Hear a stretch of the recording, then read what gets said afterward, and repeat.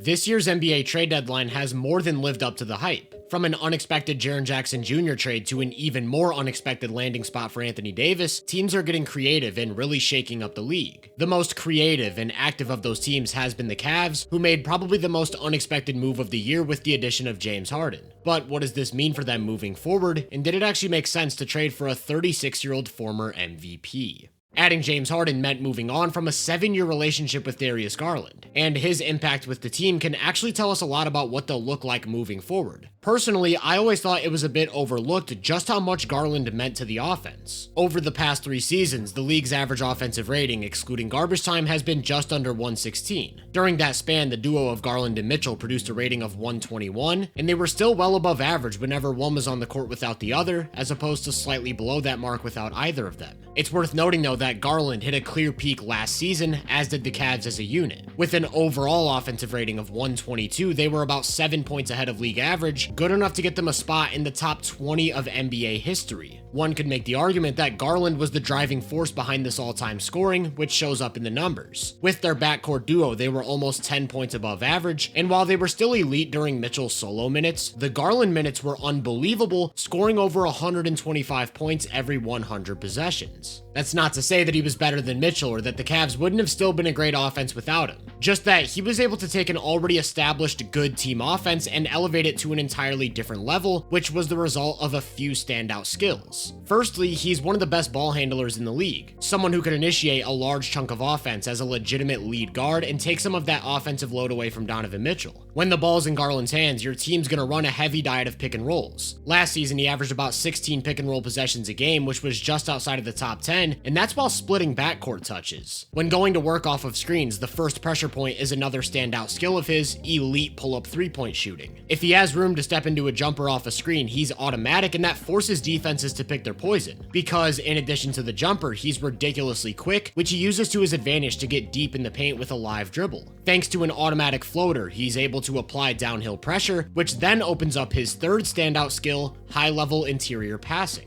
Whether it's a tight window on the floor, a lob up top, or anything in between, he's a master of exploiting gaps in the defense near the basket, which leads to dunks and layups for teammates. Jared Allen and Evan Mobley in particular benefited a ton from sharing the court with him because they had a lot more utilization with the way he'd constantly look for them out of drives or after they set a screen. Between the pull-up 3-ball and downhill shot creation, defenses had to prioritize getting the ball out of Garland's hands as early as possible. That's when you'll see teams get more aggressive at the level of screens or start to switch a lot more, and against slower-footed bigs, he could still create advantages one-on-one, even if it wasn't quite as prominent as his off-screen game. The reason I say all this is because these same skills and pressure points also apply to James Harden, maybe even on a larger scale. Not only is he a capable lead guard or initiator, that's pretty much what he's been his entire career. Even at age 36, this season for the Clippers, he was averaging over 7.5 minutes a game with the ball in his hands, the second most of any player. It's not like they were just force-feeding him touches and struggling to score though. They looked like a good offense with him on the court, and when he went to the bench, they completely collapsed as they no longer had a lead ball handler who could break down the defense and get everyone involved. This has been a theme for Harden's entire career. If we look only at the years since he first became a Rocket, every single team he's played for has had an above-average offense during his minutes, hitting heights of up to 8 or 9 points. And in each of those years, they've been considerably better with him on the court, even falling below average 8 times. Of course, this includes prime Harden, who was just a completely different beast, so maybe a more accurate depiction would be to look just at the years he's played since his hamstring injury. The impact is clear. His team's offenses are great when he's out there, and they struggle to replicate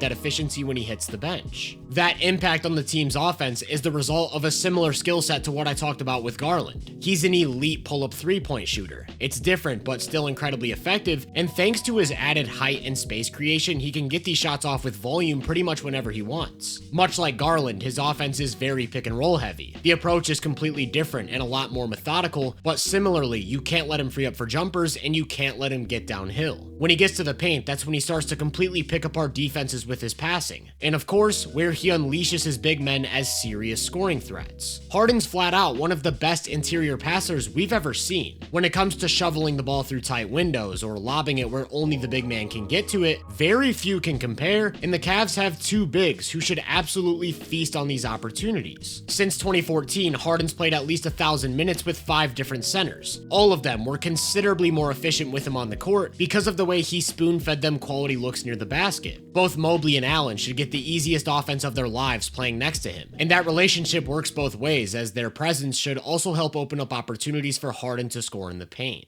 The fit between Harden and Mitchell is a little bit trickier, and it seems like this is where people start to scratch their heads. One skill I didn't bring up when talking about Garland was that he was one of the best off-ball players in the league. He said that he studies Steph Curry, and that shows up in games with the way he's constantly moving, relocating, and making instant decisions on the fly. Harden's never been that type of player. He's a lot more stationary, tends to read situations off the catch instead of quickly going, so it is worth noting that with the way the Cavs run offense, or of course when things go through Mitchell, it's not going to be the same type of dynamic. However, I think what gets lost in all of this is that James Harden's an elite three-point shooter, and even if you aren't a great off-ball player, just being that good of a shooter can mitigate almost all of these issues. Think about the dynamic between Luka and Kyrie on the Mavs. Anytime Kyrie looked to create, Luka's defender was stuck to him like glue on the opposite wing. That wasn't because they were worried about him moving or cutting, it was because they didn't want him catching the ball with space to shoot, and certainly didn't want him catching the ball with room to attack a rotating defense. Then on the inverse, Kyrie's always been an elite second side attacker in addition to his own high-level shooting. So when the ball ran through Luka, again, there wasn't going to be much help in the middle of the floor, making it easier for him to get his game off.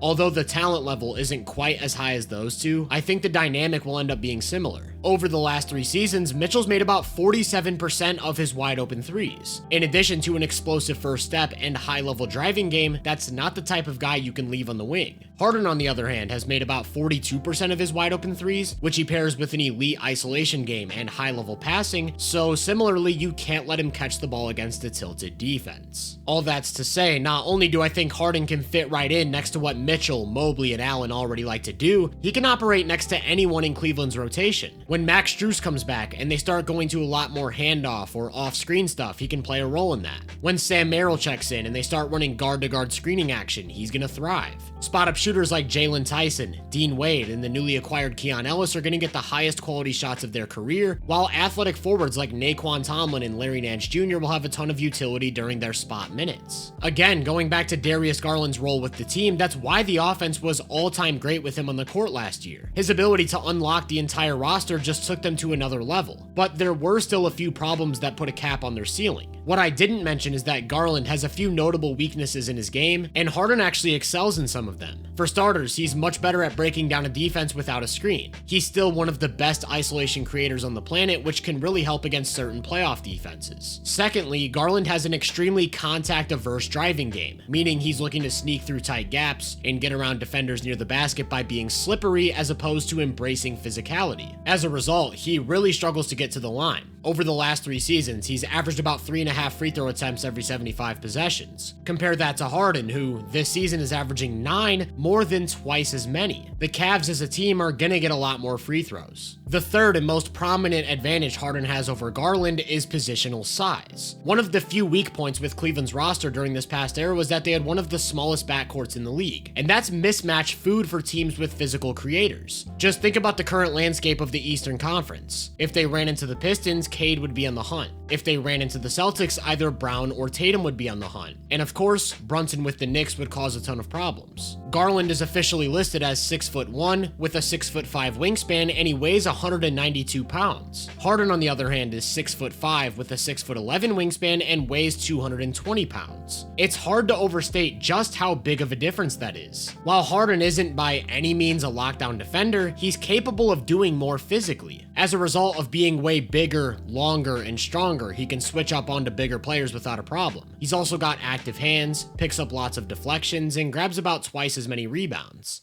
All things considered, the Cavs probably got a good bit better on defense while being at least similarly good on offense. And what's so interesting to me is that the Cavs, as currently constructed, touched all of the indicators that you'd expect from a championship level team. It's easy to forget that with that all-time great offense, they were still a top 10 defense anchored by the Defensive Player of the Year. And they became just the 4th team of the 2020s to win at least 64 games. They had an absurd point differential, very little weakness on either side of the ball, won plenty of big, statement games against premier contenders, and it all fell apart when Darius Garland injured his toe in April. He tried to play in the second round of the playoffs, but was barely even a shell of himself, and their offense fell off a cliff. Unfortunately, that's been the story of the Donovan Mitchell era. In 2024, it was a jaw injury that took Garland forever to recover from. In 2023, he was constantly battling thumb and various nagging leg injuries. Evan Mobley had knee surgery in late 2023. Max Strus has had his fair share of lower body injuries, including the surgery that's had him sidelined for this entire season.